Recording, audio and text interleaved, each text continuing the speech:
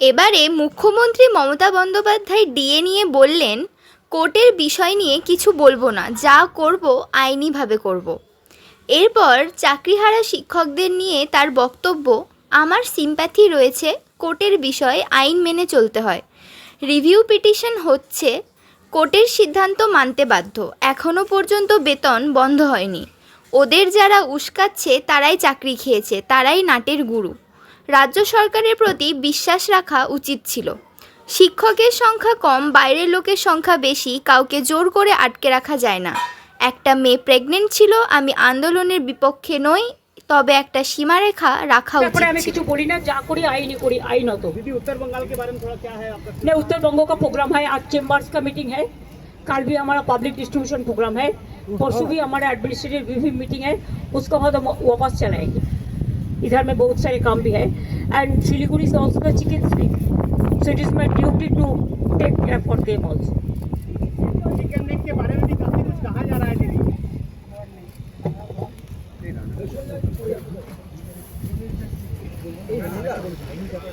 রানাদা হ্যাঁ লাইভে ছিল না? হ্যাঁ হ্যাঁ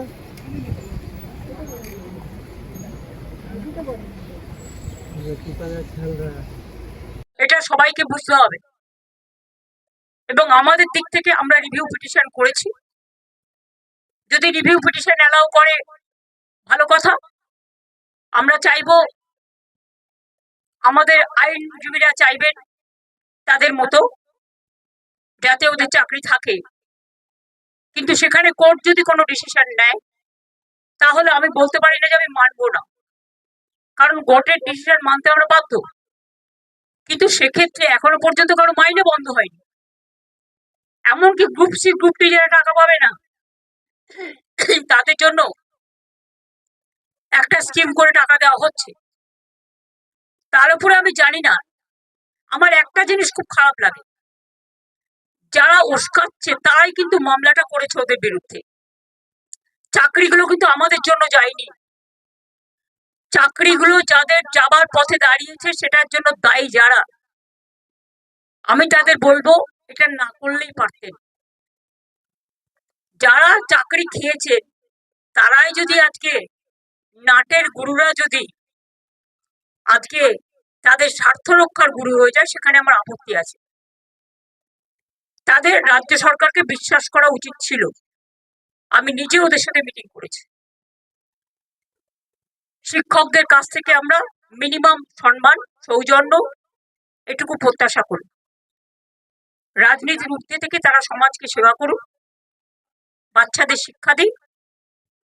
সবাই সমান নয়, কথাও আমি নিশ্চয়ই বলবো, অনেকে কাজও করছেন, তাদের সম্বন্ধে আমাদের কোনো অভিযোগ নেই।